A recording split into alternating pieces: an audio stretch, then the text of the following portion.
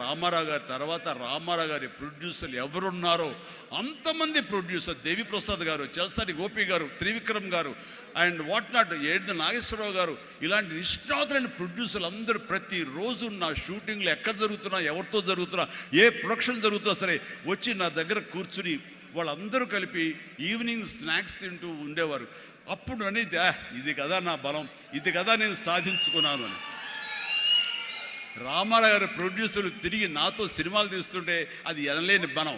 Number 1 hero అవ్వాలని అనుకున్న నాకు ఆ క్షణం అనిపించింది అయ్యానని. ఒకసారి కాలర్ ఎగరేస్తే ఏమవుతుందో కూడా నాకు తెలుసు. అందుకనే అణిగిమణిగే ఉండాలి, ఎప్పుడు సబ్జ్యూడ్గానే ఉండాలి. నెంబర్ 1 అనేది నా మైండ్లో ఎప్పుడు పెట్టుకునేవాడిని కాను. స్వేర్ కష్టపడి పనిచేస్తే ఆటోమేటిక్గా ఆ నెంబర్ అట్లాగే ఉంటుంది తప్ప ఎక్కడికి పోదు. అదే నమ్మకంతో తప్ప నేను నెంబర్ 1 చెప్పుకుంటే అది నాతో నిలబడుతుందన్న నమ్మకం లేదు. మనం కష్టపడి అదే విధంగా ముందుకు సాగుతూ ఉంటే కనుక ఆటోమేటిక్గా వస్తుంది. ఆ నెంబర్ 1 స్థానం అలాగే నిలబడి ఉంటుంది. అది గట్టిగా నమ్మిన వాడిని. ఇది ఎవరు చెప్పింది కాదు, నా అంతరాత్మ నాకు చెప్పింది కాబట్టి దాంతో ఫాలో అవుతూ వచ్చేవాడిని.